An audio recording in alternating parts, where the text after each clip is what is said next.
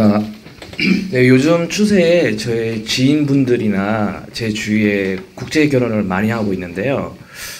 저희가 봤을 때는 좀 우려되는 상황이긴 하나 본인들이 그렇게 많이 하는 상황에 저희들이 어떤 시점으로 바라봐야 하는지 궁금해서 질문드립니다.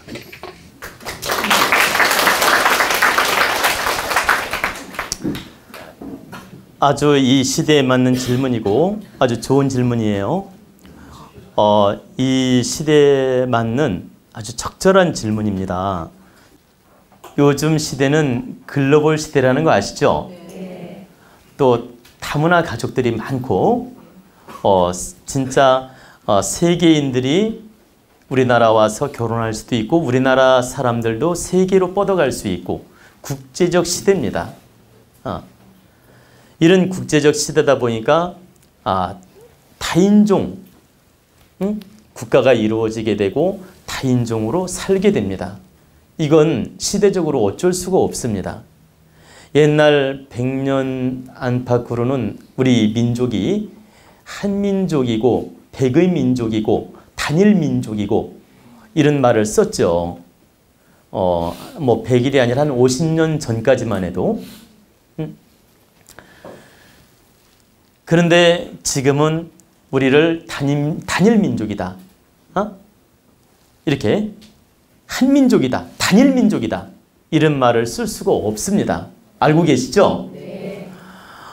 중국인도 많이 우리나라에 와서 결혼도 하고 살고 있고 또 뭐 외국 그 캄보디아 뭐 저기 베트남 또 그 필리핀 이런 뭐 미국이든 어디든 다인종 모든 그 사람들이 우리나라에 와서 결혼하고 정착을 하고 살고 있습니다. 근데 살고 있는데 이게 다 긍정적인 것도 아니고 또 다 부정적인 것도 아니에요. 그러면 긍정적인 것부터 먼저 설명을 드리면 40, 50대까지 장가를 못 가고 외롭게 사는 노총각도 많이 계시고 또 결혼을 했다가 실패하고 혼자 외롭게 사는 분도 많이 계시고 또 내 환경이나 질량이 모자라서 결혼을 못 해가지고 외롭게 사는 분도 있고 이래가지고 결혼을 못 할 때 국제 결혼은 우리나라 사람하고 하는 것보다는 좀 더 그런 면에 있어서는 자유롭게 할 수 있는 경우가 많습니다. 하나만 예를 들면 농촌에 우리 그 도시 처녀들이 농촌에 시집을 잘 안 가지 않습니까? 그래가지고 농촌에 가보면 노총각이 많아요.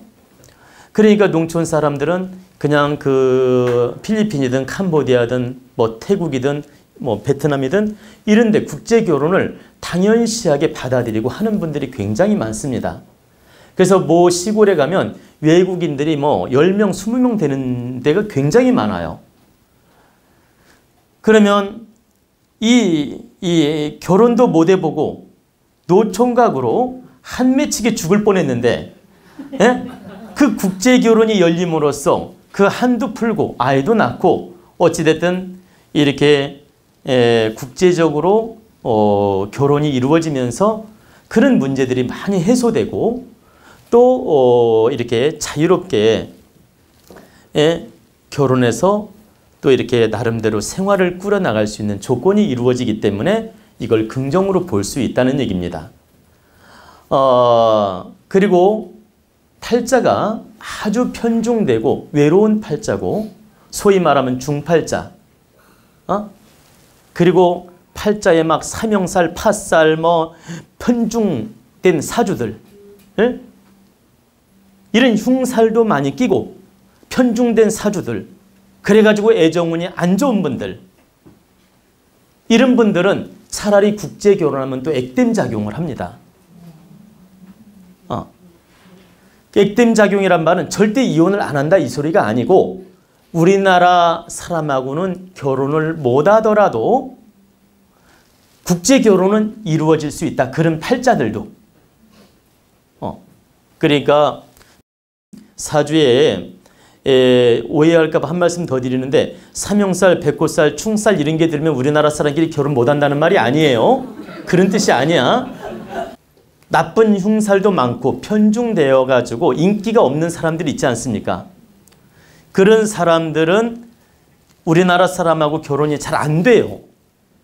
근데 국제 결혼은 중매를 잘해가지고 되더란 얘기입니다.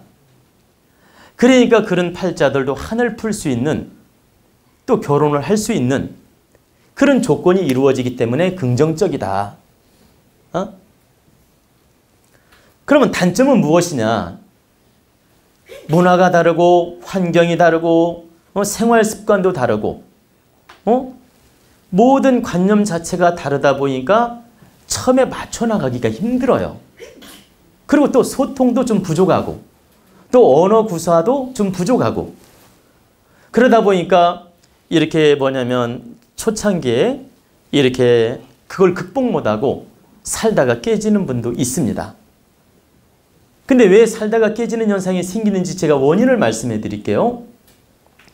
우리나라 시골 농촌 총각이든 도시 총각이든 제 말씀 잘 들어야 됩니다. 당신들이 뭔가 모자라고 뭔가 팔자에도 부족하고 뭔가 능력도 부족해서 국내 결혼을 못했으면 겸손해져야 되는데 뭔가 잘난 것처럼 착각 속에 빠져가지고 외국에서 온 부인을 무시하거나 말을 함부로 하거나 행동을 함부로 하는 경우가 있다. 옛날에 일본 사람들이 우리나라 무시했고요. 우리나라 필리핀, 캄보디아 이런 사람 약간 무시하는 경향이 있잖아. 질량이 낮다는 이유로. 일본 사람들이라고 해야죠. 일본 놈들 하면 또 안 되죠.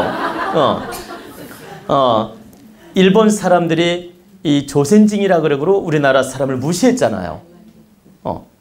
그것처럼 우리나라도 지금 살 만큼 살이니까 그 후진국들 사람이 오면 무시하는 심리가 있다. 그러면 지가 잘났으면서 무시하면 괜찮아. 잘나지 못해가지고 국내 결혼 못했으면서 그래서 국제 결혼했으면서 왜 감사하게 받아들여야지 그 나라 사람이라고 은근히 무시하고 말을 함부로 하고 행동을 함부로 하고 그리고 소통 잘 안 되는 거 알고 했잖아. 모르고 했나? 알고 했지? 그러면 품어주고 살아야 될 거 아니에요. 사랑으로 품어주고. 근데 소통이 안 된다, 말이 안 통한다, 행동이 부족하다, 습관이 다르다, 뭐 마인드가 안 맞는다.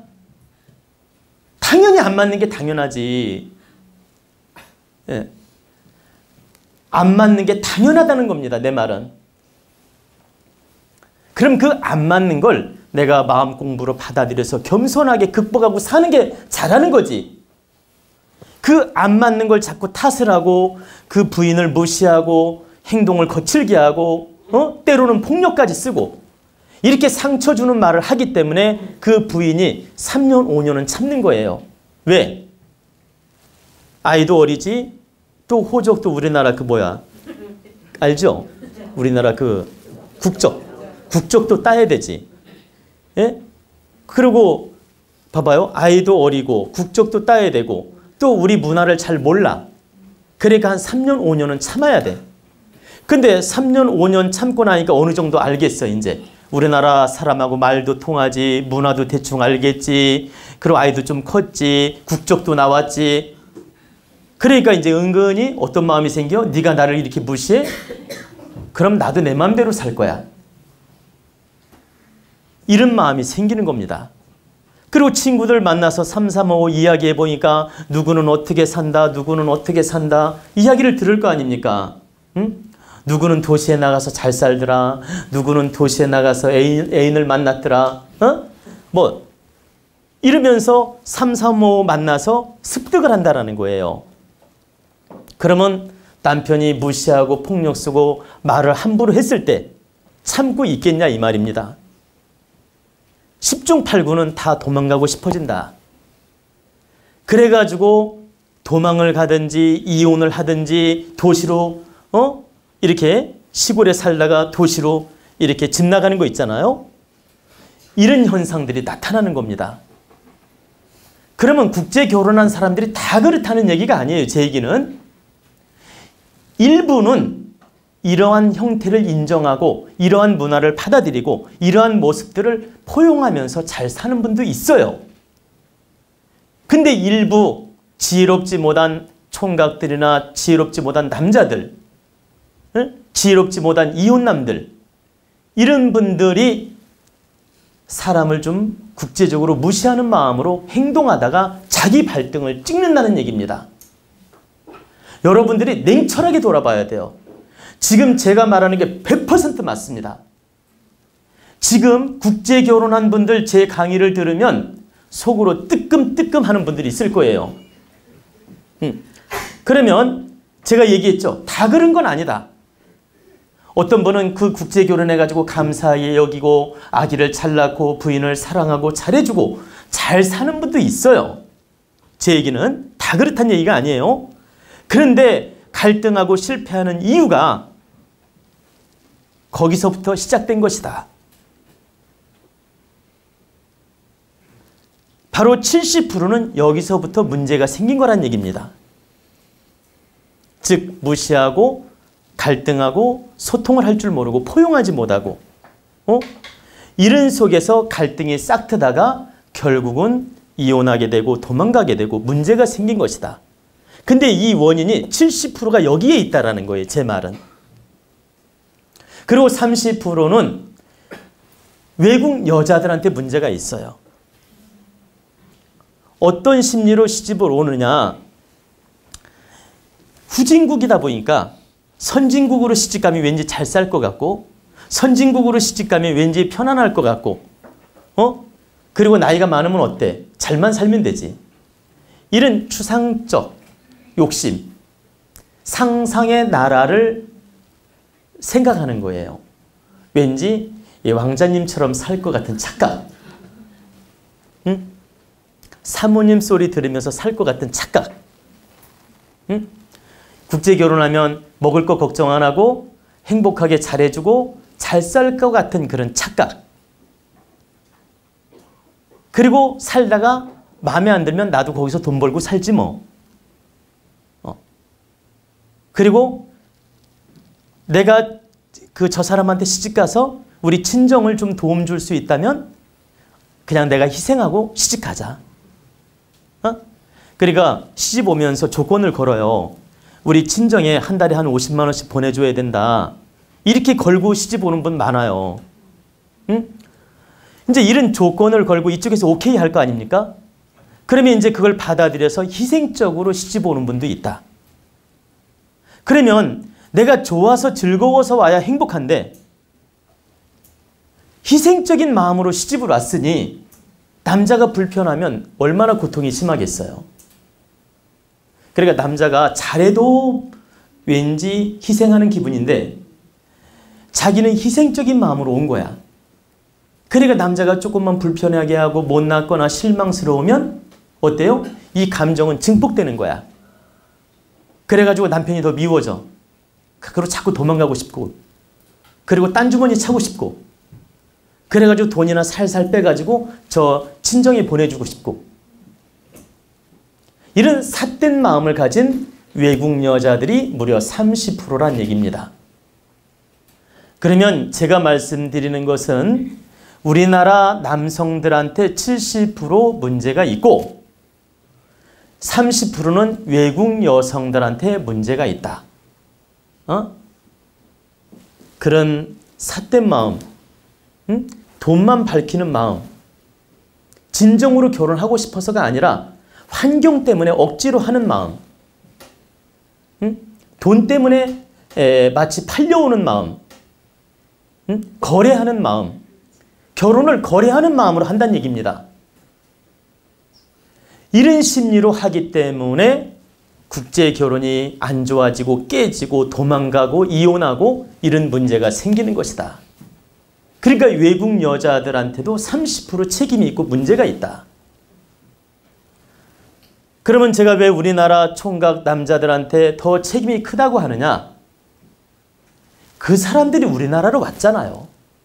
우리나라가 그 사람한테 간 게 아니고 그 사람들이 우리나라로 왔으니까 우리가 더 큰 마음으로 품어야 될 거 아니냐 이 말이야. 온 사람들이 품을 수 있겠냐 이 말이에요. 받아주는 사람이 품어야지. 이해가 됩니까? 네. 여러분들이 손님이 오면 주인이 더 품는 마음으로 손님을 대해야지 손님이 더 품는 마음으로 대합니까? 아니, 그래 안 그래요? 마찬가지로 우리나라가 국제적 여자를 받아들였으니까 우리가 더 품는 마음으로 노력을 해야 된다. 근데 품는 마음으로 노력을 하지 않고 오히려 권세를 부리려고 하고 자존심을 내세우고 오히려 마치 잘난 것처럼 착각 속에 빠져가지고 자존심을 내세우고 있다. 그리고 함부로 행동을 하고 함부로 말을 하고 그러기 때문에 우리 책임이 더 크다고 하는 것입니다. 그래서 반드시 국제결혼한 우리나라 총각 또는 이혼하신 분들 그리고 국제결혼을 생각하고 계신 분들 반드시 깨우치셔야 돼요. 내가 외국 국제결혼을 외국 여자를 받아들이는 것은 내가 부족해서 받아들이는 것이다. 그러니 어떤 경우라도 내가 다 극복하고 감내하겠다. 그리고 그 부족함마저도 내가 다 품어주고 노력하겠다. 내가 모든 걸 감사함으로 받아들이겠다. 이런 마음을 가지고 결혼 준비하라는 뜻입니다. 그래야 본인들이 그나마 잘 살 수 있는 희망이 있지. 오만이나 자만심이나 권세나 자존심이나 잘났다는 착각 속에 빠져서 했다가는 코 깨진다.